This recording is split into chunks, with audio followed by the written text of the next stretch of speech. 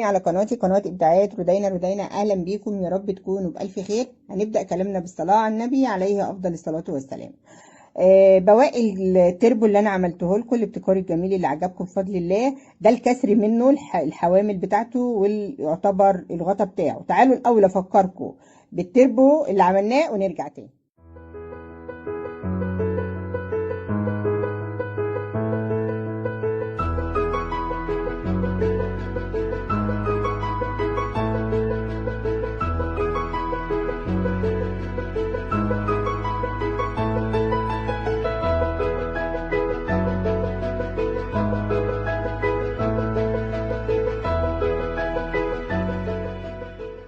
رجعنا تاني بعد ما وريناكم 10 ثواني من التربو وهو سليم وهو مكسر. طيب انا هسيبك انت تتكلمي ما دام نفسك تتكلمي. النهارده انا قاعده على الارض، النهارده الفيديو على الارض، النهارده في تغيير. هعمل لكم فكره رهيبه من بواقي التربو. الحاجات البلاستيك المكسره زي الفل زي الفل. طبعا جبنا بقى علبه غيره جديده، وبصوا بضرب الورق واحطه في الفريزر قبل ما افكر اطلعه اشتغل بيه، اروح مطلعاه واسيبه يفك. تمام اهو. بسم الله الرحمن الرحيم. هعمل لكم من بواقي التربو المكسره دي حاجه روشه كده وجميله، وان شاء الله ان شاء الله تعجبكم. احنا عايزين عجينه برضو تمسك، يعني مش عايزين، يعني هو كده كتير بس لو فضل مش مشكله، انا كده كده العجينه معايا ما بتخسرش. بسم الله الرحمن الرحيم. طبعا بقى انتوا عارفين العجينه وعارفين عجينها. تمام، يلا اعجنها ونرجع تاني.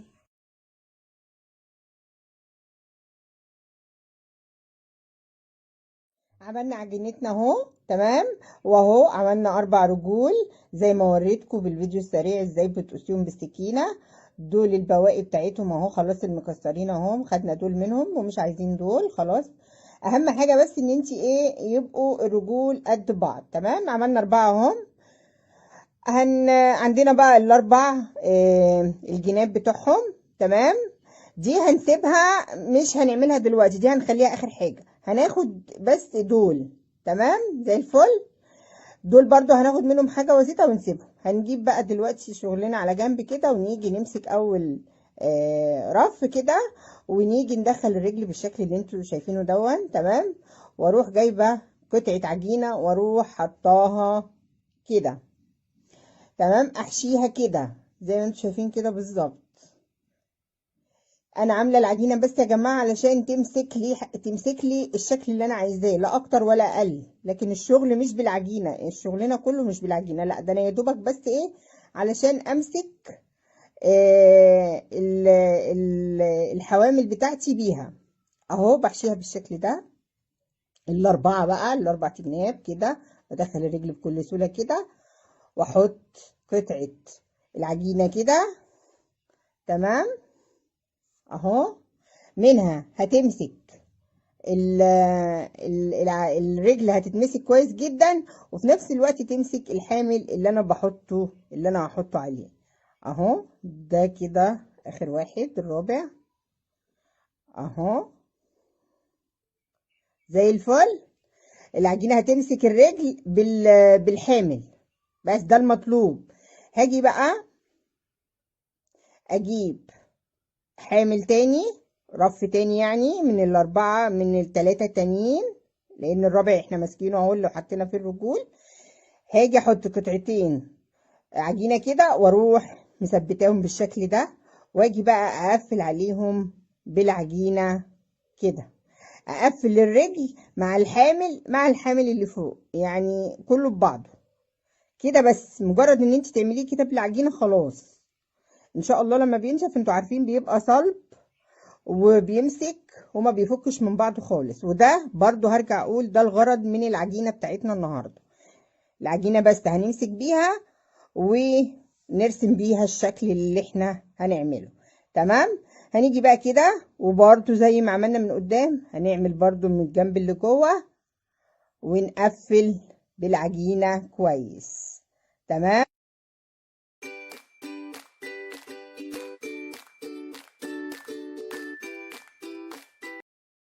اهو عملنا دول تمام. هاجي بقى للحمالات دي واروح، بصوا في واحده واسعه وواحده رفيعه بحيث تبقى كده اهو تمام.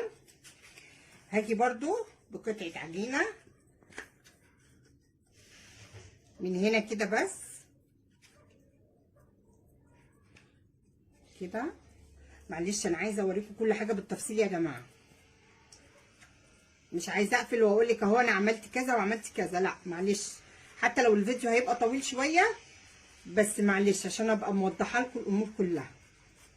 الزيادات هنشيله مش محتاجينه.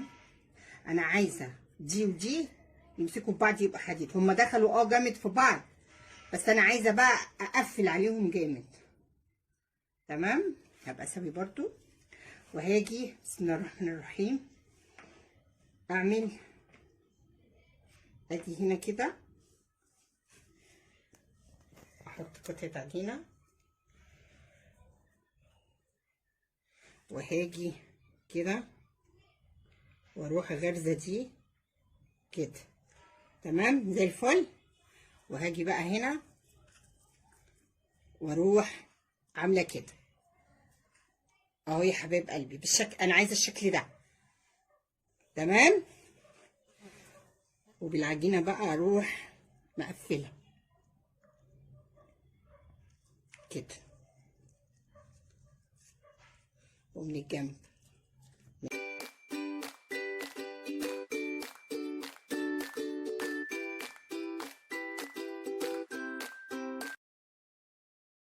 اهو عملنا بالمنظر ده. هنيجي بقى للي هي بتبقى اخر التربو المقفوله. احنا كل ده شغل الحمالات، فاضل لنا دي بتاعت التربو المقفوله. امسكي معايا بس انت بالايد التانيه عشان لسه طريه. هاجي كده واظبط بقى الدنيا يعني ايوه احكم كده من هنا ومن الناحيه التانيه تمام. بس استنيه باينه بس انت الجزء اللي عندي ده. هاجي كده واروح حاطه عجينه كده من جوه كده. شفتوا يعني العجينه عشان تمسك بس. واروح ضغطه بقى كده ايوه واروح عامله كده كده. طبعا كل الديفوهات بتاعت العجينه دي هتتدارى في الاخر تمام اهو كده. احنا بعد ما قفلنا اهو بصوا العجينه انا عاملاها لسبب عشان تمسك لي الشكل اللي انا عاوزاه ده تمام. رجعنا بعد ما نشفت اهي، بصوا حجرت خالص اهي، الجو كان حلو فنشفت خالص اهي تمام. بصوا العجينه من هنا ومن هنا كله الجناب كلها بقت حديد الحمد لله. بصي احنا بقى يبقى احنا كده ده السبب للعجينه. هنجيب بقى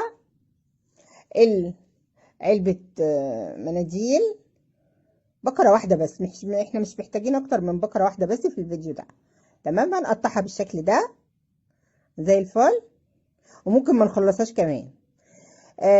هنجيب بقى حبه ميه صغنطتين كده وهنجيب علبه الغيره بتاعتنا. طبعا الغيره ده كتير تمام، انا عايزه يدوبك شويه صغيرين. بعمل حسابي بقى واسيب علبه فاضيه لما يبقى عندي فيديو محتاجه حبه صغيرين اهو. هحط شويه كده صغيرين خالص، فرشه او 2 كده تمام زي الفل. وهاجي بقى اغطيها بسرعه عشان ما تسيبوهوش عشان بينشف. واجي اضيف له بقى حبه ميه كده. بصي لا الغيره كتير ولا المناديل كتير، يعني عايزين حاجات بسيطه جدا، يعني الفيديو مش مكلف خالص والله يا جماعه. ابدا بقى ادربهم كده ببعض، الميه والغيره ادربهم كده ببعض.